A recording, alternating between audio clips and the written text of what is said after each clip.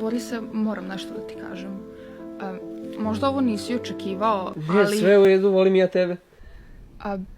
Htela sam da kažem da mislim... Ne, mislim, ti si nešto najlepše što mi se desilo u životu do sada. Mislim, ja ne znam šta bih radio da nije bilo tebe posljednjih 6 mjeseci.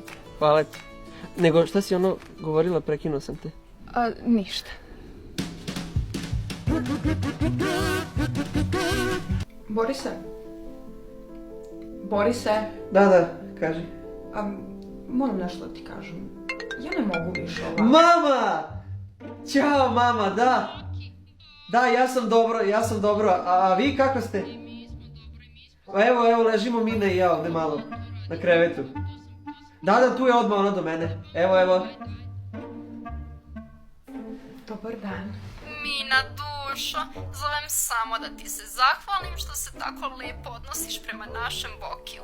Nikada ga nisam vidjela tako srećnog, naročito posle svega kroz što je prošao u životu.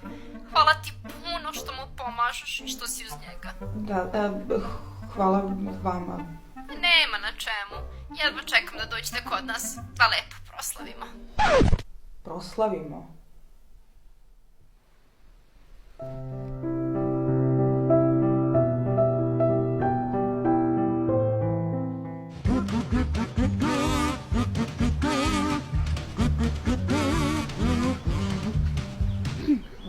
Borise, moram nešto da ti kažem.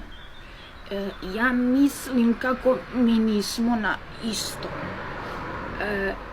Mislim da ja ne osjećam prema tebi isto što ti osjećaš prema meni.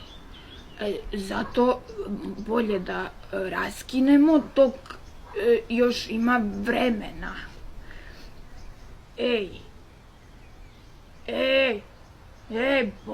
Borise, raskidamo.